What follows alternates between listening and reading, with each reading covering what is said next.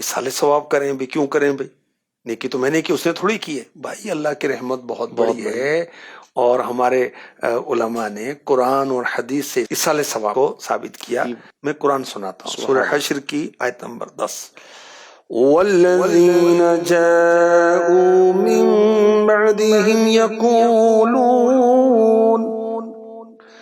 ربنا اغفر لنا ولإخواننا الذين سبقونا بالإيمان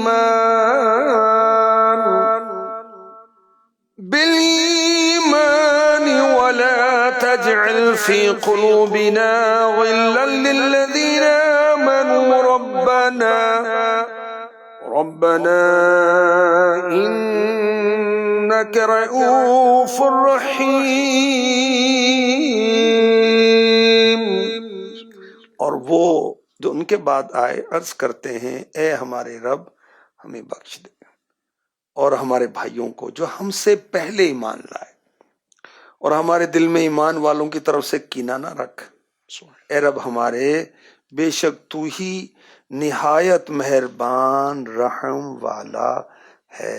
حدیث پاک میں ہے، یہ شعب الایمان کی حدیث ہے، حدیث نمبر 7905. اللہ پاک قبر والوں کو ان کے زندہ متعلقین کی طرف سے ہدیہ کیا ہوا ثواب پہاڑوں کی مانند عطا فرماتا ہے.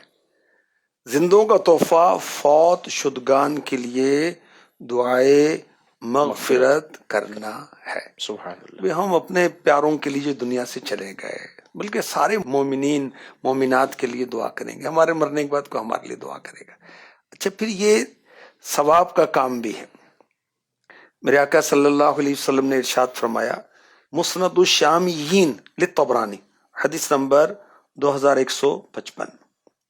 ارشاد فرمایا جو مسلمان مردوں عورتوں کے لیے دعائے مغفرت کرے، اللہ پاک اس کے لیے ہر مسلمان مرد و عورت کے بدلے ایک نیکی لکھ دیتا ہے. سبحان اللہ. اس وقت دنیا میں کتنے مسلمان ہیں؟ اربوں کا حساب ہے. بالکل اربوں. یہ سمجھیں کہ اربوں، اچھا اب جتنے ہیں پہلے جو گزر گئے سب کے لیے ہم کر رہے ہیں نا. اربوں خربوں نیکیاں لینے کا نسخہ ہے. ہم کہیں یا اللہ ساری امت کی بخشش فرما. آمین آمین آمین. سبحان اللہ. تو اس کی عادت بنانی چاہیے. اللہم اغفر لی ولکل مؤمن و مؤمنہ، یا اللہ میری اور ہر مومن اور مومنہ کی بخشش فرما. فرما. اردو میں پڑھ لیں، پنجابی میں کہہ لیں، جو مادری زبان جو مادری زبان ہے اس میں کر لیں.